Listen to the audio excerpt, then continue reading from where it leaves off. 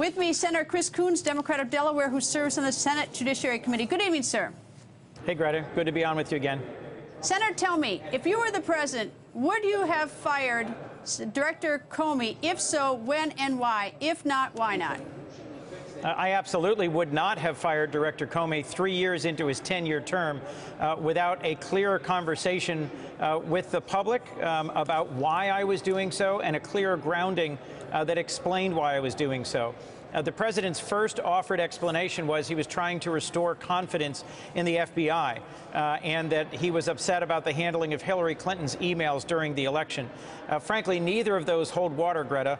The president has repeatedly attacked the FBI investigation into the possibility of collusion between Russians and Trump's campaign. And I just find it not credible that he was moved by the mistreatment of Hillary Clinton in the course of the campaign.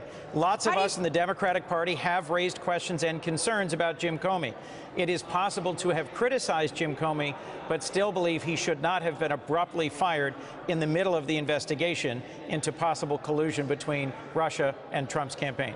All right. Well, the White House says that the reason that he was fired was because he bungled, in essence, the email investigation to Secretary Hillary Clinton.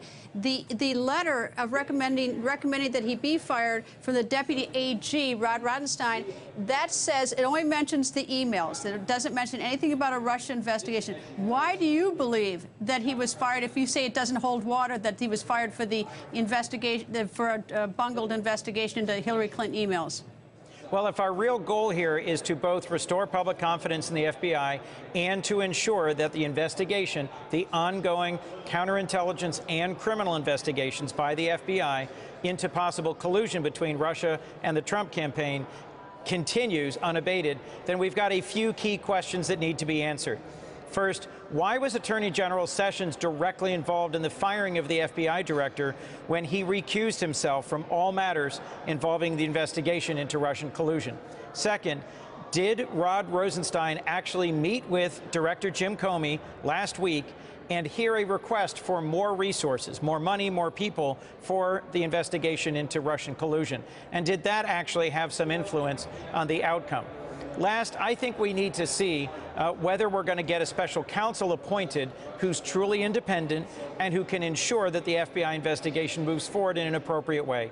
On a bipartisan basis, Greta, it is in the interest of all Americans to make sure we get to the bottom of this and either once and for all clear the Trump campaign or reveal the truth about what may have happened in the 2016 campaign.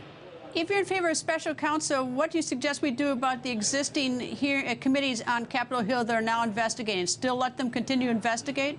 Absolutely. I think the Senate Intelligence Committee is making good progress on a bipartisan basis. I was encouraged that Republican Chairman Burr joined Democratic Vice Chairman Warner both in inviting Comey to testify next week and in making public statements that they have concerns, both of them, about the timing and rationale behind the firing of Director Comey.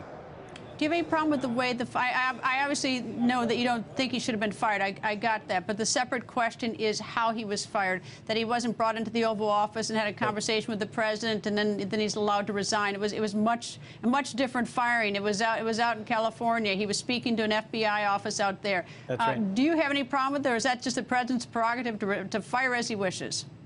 Well, the president, when he was the star of a reality TV show, The Apprentice, was famous for firing folks directly, in person, to their face, in a firm and decisive way. I think this was the exact opposite. It was even disrespectful for the head of the FBI to find out through a press report that he had been fired as a result of President Trump dispatching one of his longtime private security guards to deliver a manila envelope to FBI headquarters. I frankly think if he had the time to call senators and to ask them to support the firing, he had the time to at least meet with Comey in person, if not at least call him on the phone and tell him directly and respectfully that he appreciated his service, but he decided to let him go. Senator, thank you for joining us, sir. Thank you, Greta. Hey there, I'm Chris Hayes from MSNBC. Thanks for watching MSNBC on YouTube. If you want to keep up to date with the videos we're putting out, you can click subscribe just below me or click over on this list to see lots of other great videos.